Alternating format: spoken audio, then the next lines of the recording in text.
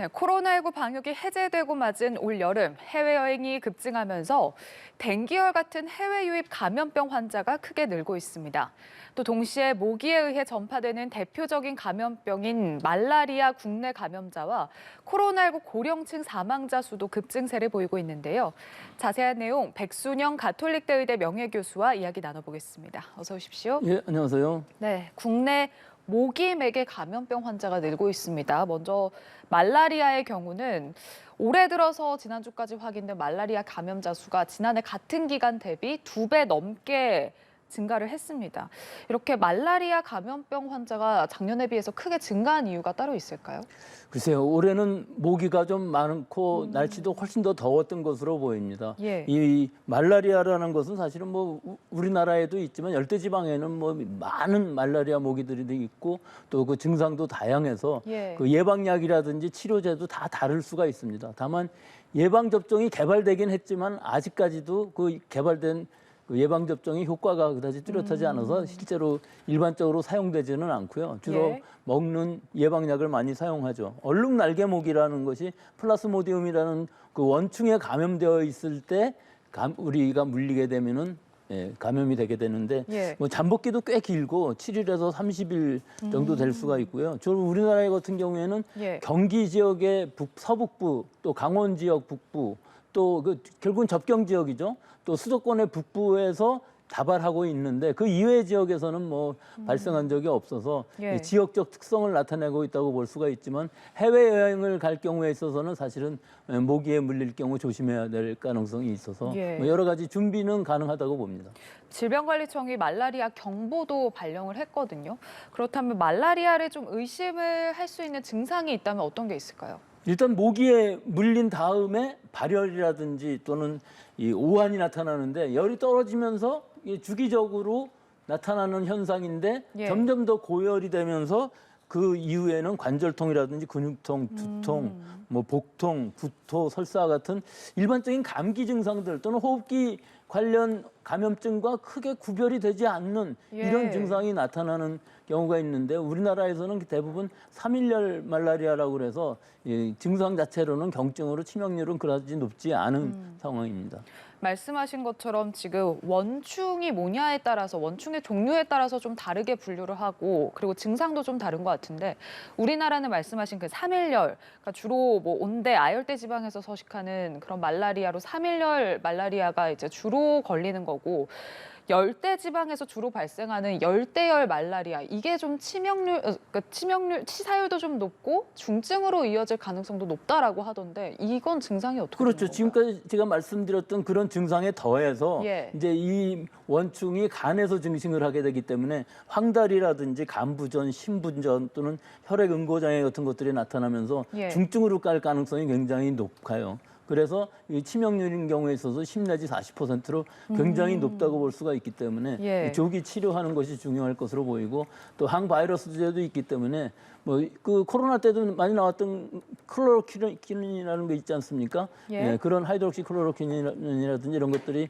뭐 예방약 치료제로도 사용할 수가 있고 그 저항성 에 따라서 그 약들이 다 달라질 수밖에 없기 때문에 어느 네. 지역을 여행하느냐에 따라서 예방약이라든지 또 치료제 같은 것들이 달라질 수 있어서 그 의사 선생님들과 잘 의논을 하셔서 미리 준비하고 가는 것이 좋을 것으로 보이고요. 그 예. 해외에서 말라리아에 감염되는 경우에 있어서도 상당히 그 다양한 모기들이 존재를 하면서 모기에 안 물린다는 것 자체가 상당히 어려운 일이기 때문에 예방이 되어야 되는데 백신은 아직까지도 일상적으로 사용하지는 않는 방식이다 그렇게 말씀드릴 수 있습니다. 예. 사실 모기에 물리지 않는 게 가장 좋은 방법인데 모기에 안 물리는 방법이 좀 쉽지는 않을 것 같지만 뭐 좀 모기에 안 물리는 방법이 있다면 어떤 게 있을까요? 글쎄요, 방법이는 물리적인 방법으로는 긴팔, 긴 옷 입고 피부 노출을 최소화하면서 예. 모기 기피제를 사용을 해야 기피제, 되겠죠. 예. 그러면서 밤에 잘 때에도 제일 좋은 것이 모기장 안에서 자는 것이겠죠. 이 모기에 물리지 않는 방법들은 뭐 일반적으로 뭐 댕기열 모기라든지 뭐 다른 것들 다 마찬가지인 상황이기 때문에 예. 모기에 안 물린다는 것 자체는 뭐 불가능하지만 가능한 한 물리지 않는 방식을 취해야 되겠습니다. 모기가 혹시 좀 일반 모기랑 차이점이 있나요? 저희가 딱 모기를 봤을 때 알 수 있는 방법이 있습니까? 그렇죠. 예. 날아다닐 때 소리가 나지 않는 아. 그런 특징이 있다고 그러는데 그것만 갖고서 우리가 뭐 알 수가 있겠습니까? 소리가 나지 않은 모기가 있는 걸 확인할 수도 모르겠죠. 예. 모르겠니까 예. 모기의 형태라든지 이런 걸 갖고서는 우리가 뭐 그건 구별할 수가 없고요. 그 지역의 특성에 맞는 그 말라리아 치료제 예방약을 미리 준비하는 것이 좋다고 봅니다. 예. 자, 그리고 또 최근에 댕기열 환자도 늘었습니다. 국내에서 이 댕기열 발생하지 않는 병으로 알려져 있는데 최근에 동남아에 댕기열 환자가 늘면서 이쪽 지역 해외여행 갈 때 이제 동남아 여행 갔다 오신 분들을 중심으로 해서 이 댕기열 환자가 발생을 하고 있는데요. 댕기열도 모기 매개 감염병이죠? 예, 모기매개 감염병입니다. 이게 이집트 순모기라는 모기가 매개하게 되는데요. 예. 국내에는 없다고 그러셨는데 사실 국내에 환자는 많이 있습니다. 근데 국내에서 모기에 물려서 감염된 환자는 없다는 뜻이죠. 예. 근데 우리나라도 이 기후 온난화에 따라서 아열대 지방으로 기후가 바뀌고 있거든요. 그래서 제주도나 우리나라의 남부 해안 지방에는 흰줄 순모기라고 그래서 이 댕기 바이러스를 매개할 수 있는 모기가 실제로 서식은 하고 있습니다. 그런데 아직까지도 그들 예. 개체 안에서 이 댕기 바이러스가 검출된 적은 없기 때문에 국내에서 감염된 적은 없고 해외에서 이제 모기에 물렸는데 증상은 나타나지 않고 국내에 들어왔을 때 증상이 나타나는 경우가 있거든요. 예. 근데 여기서 주의할 점은 2차 감염이 가능할 수 있다는 것입니다. 국내에 모기는 없지만 예. 그 감염된 환자와 성접촉을 했을 경우에는 혈액 감염으로 2차 감염 가능성이 있기 때문에 그 부분을 조심해야 돼서 예. 일단 해외 동남아 여행을 했고 모기에 물렸고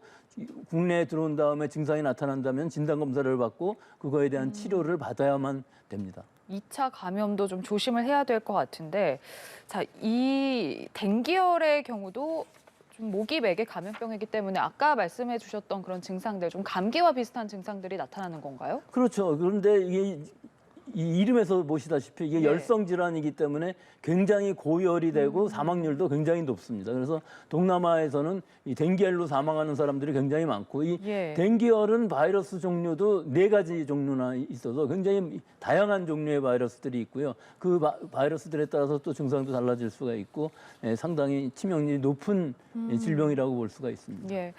아까 말라리아는 예방약도 있고 치료제도 있다라고 하셨는데 댕기열은 그러면은 뭐 예방 접종이라든지 이런 건 할 수 없는 건가요? 예방 접종을 개발을 해서 상용화까지 갔었는데요. 예. 이 댕기 바이러스에 대한 예방 접종을 맞은 사람이 오히려 안 맞은 사람보다 오히려 중증으로 가는 비율이 더 높아져서 결국은 실패했습니다. 예. 그래서 실제로 댕기에 대한 예방 접종은 아직까지는 상용화된 적은 없고요. 뭐 치료제도 증상을 치료하는 데 불과해서 사실은 항바이러스제라고 하는 것도 그다지 큰 역할을 하고 있지는 못한 상황이라서 예. 중증 치료를 하는 데 있어서는 대증 치료를 중점적으로 하고 있습니다. 이렇게 미리 예방 접종을 할 수 없는 경우라면 아까 말씀하신 것처럼 뭐 긴 옷을 긴 소매 옷을 입는다든지 모기 기피용품을 사용한다든지 이런 식으로밖에 예방할 수 없는 거죠. 그렇죠. 예방은 그런 상황인데 일단은 중요한 것은 예. 모기에 물렸다고 전부 증상이 나타나는 것은 아니기 때문에 예. 일단 모기에 물렸는데 여러 가지 증상들이 발열 증상 같은 것들이 나타난다 했을 때에는 진단 검사를 받아야 되겠죠. 이건 신속 항원 검사도 있고 PCR 검사도 있기 때문에 이런 예. 검사를 받아서 일단 그 댕기열이라는 것들을 알아낸 이후에 증상을 치료를 받아야 될 것으로 봅니다. 예. 자, 그리고 또 다른 모기 매개 감염이죠. 일본 뇌염. 우리나라 전국에 지금 일본 뇌염 경보도 발령이 된 상황입니다. 제주, 부산에 이어서 대구와 인천에서도 이 작은 빨간집 모기가 발견이 됐다라고 하거든요. 일본 뇌염 같은 경우는 어떤 증상이 나타나나요? 뭐 결국은 이것들이 다 일반적인 호흡기 감염증하고 그다지 차이가 나지 않습니다. 다만 예. 이름에서 보시다시피 일본 뇌염이지 않습니까? 예. 이게 중증으로 가게 되면은 뇌염 증상이 나서 구토라든지 어지럼증, 착란 증상 같은 것들이 나타나는데 초기에는 고열의 두통이라든지 어지럼증 같은 것 정도로 가벼운 증상이 나타나는데 예. 이 증상만 갖고서는 사실은 감염을 구별을 하기는 굉장히 어렵습니다. 더구나 모기에 물려서 감염되는 질환인데 비해서 일반적인 사람들은 대부분 다 예방접종을 하고 있기 때문에 예. 국내에서 발생은 하고 있지만 일반적으로 많이 발생하는 질병은 아니고 국내에서 예방접종은 전부 무료로 되고 있습니다. 예. 근데 감기나 코로나19랑 증상이 비슷해서 좀 이제 혼동을 하기가 좀 쉬워 보이거든요. 증상에 대해서. 예. 그 증상은 결국은 증상만으로서는 알 수가 없고요. 진단 검사를 받아서 그 예. 진단 검사에 따라서 적당한 치료를 받아야만 될 것으로 보이는데요. 예. 이게 지금 이 다음 질문에 있는 얘기인데 국내에서 예방 접종이 시작된 게 1971년입니다. 예. 그렇기 때문에 71년생이면 50이 훨씬 넘지 않았습니까? 그렇죠. 그러니까 50 이전의 사람들은 대부분 이 정기적으로 예방 접종을 받았기 때문에 대부분 항체를 가지고 있는데 문제는 예. 해외 여행을 갈 때에 50 이상 된 사람들은 꼭 예방접종을 맞고 가는 것이 굉장히 중요한 것이라고 생각을 하는데 예. 사실은 일본 내용을 걱정해서 일본 내용 예방접종을 받고 해외에 나가시는 분들 거의 없는 것 같고 국내에서도 발생하는 환자들은 대부분 50대 이상에서 발생을 하는 것으로 봐서 우리나라의 예. 그 예방접종 프로그램, 즉 무료로 받는 프로그램이 굉장히 아주 우수한 프로그램인 것으로 보입니다. 예. 자, 그리고 코로나19 이야기도 해보겠습니다. 코로나19 신규 확진자 수가 7주 연속 오름세를 보였는데 다만 증가폭이 지난주 대비 조금 좀 둔화를 했습니다. 방역당국도 유행 상황을 한 주 더 지켜본 뒤에 감염병 등급을 하향 조정할 것으로 보이거든요. 근데 지금 예. 이 둔화됐다고 말씀하시는데 그 날짜를 계산해 보면요, 이 질병관리본부에서 질병청에서 보고하는 날짜가 예. 14일 날짜로 평균을 계산하면은 4만 9천 명으로 그 이전 주 5만 명에 비해서 둔화된 것이 아니라 감소 추세를 일단 보이고 있습니다. 예. 더구나 감염 재생산 지수 한 사람이 몇 사람을 감염시키냐 하는 것도 점차적으로 감소 추세이기 때문에 지금 이전 주에 보고된 것으로는 1.04이거든요. 예. 그렇기 때문에 지금 상황으로 보면은 일단 정점은 지나서 하향 추세이면서 사실은 위중증 환자나 사망자 수는 시차를 두고 정점에 있을 때 환자들이 1, 2주 시차를 두고 환자 수가 늘어나기 때문에 중증 사망자 수는 늘어나는 추세지만 예. 전체적인 유행 상황으로 봐서는 감염자 수는 좀 줄어드는 추세인 것은 분명해 보입니다. 고령층 위주 사망자, 위중증 환자 수가 이제 실제 감염자 수보다 그 좀 한 일주일 정도 텀을 두고서 이제 그 비슷하게 따라간다라고 하셨는데 지금 위중증 환자 수, 사망자 수가 급증세를 보이고 있거든요. 그렇다면 이것도 시간이 지나면 조금 떨어진다 이렇게 보면 그렇죠. 되는 이 건가요? 1, 2주 전에 예. 중증 같은 경우 1, 2주, 뭐 2, 3주 지나면서 사망 이렇게 케이스가 나오기 때문에 예. 사실은 그 이전에 그 추세를 반영이 돼서 지금 현재는 위중증 환자 수가 평균 하루 220명이고 예. 사망자 수는 20명, 하루 20명이거든요. 예. 이것은 굉장히 늘어난 숫자이긴 하지만 이것은 지금의 유행 수준을 얘기하는 것은 아니고 이미 2, 3주 전에 급증했을 시기에 감염되신 분들이 이제 위중증 환자가 되고 사망하시는 경우가 생기는 것인데 예. 이 전체적인 감염자 수가 신규 확진자 수가 감소를 한다 그러면은 이 숫자는 뭐 자연히 같이 후행성으로 떨어질 수밖에 없는 숫자이고 예. 또 감염 재생산 지수를 보게 되면은 이거 후행성이긴 하지만 지금 현재의 감염 추세는 감소 추세다 그렇게 얘기할 수 있습니다. 예. 자, 최근 이 코로나19 유행을 이끌고 있는 바이러스가 오미크론 하위 변이 XBB 계열이라고 하는데 이 변이 코로나에 걸렸을 때 주로 어떤 증상이 나타나는 건가요? 증상은 오미크론이기 때문에 똑같습니까? 똑같습니다. 예. 다만 이 감염증의 증상이라는 것은 우리의 면역도하고도 관련이 있거든요. 그래서 바이러스는 그대로 독성이 있다 하더라도 우리의 면역도가 높아지게 되면 증상은 좀 약해지는 상황이 될 수밖에 없어서 전 세계적으로 지금 이 XBB에 감염되신 분들은 좀 특히 최근에 유행하고 있는 이 EG5, EG5라는 바이러스도 XBB의 하위 변이주인데 예. 감염력은 높고 전파력은 강하고 면역 회피도도 높지만 실제 증상은 좀 약하고 치명률도 좀 떨어지는 것으로 보이고는 있습니다만은 사실은 XBB 계열이 굉장히 여러 종류가 있어서 지금 현재 우리나라에서 제일 XBB 중에서 많은 것이 1.9.1이 23.1%고요. 예. 그다음 두 번째로는 1.16.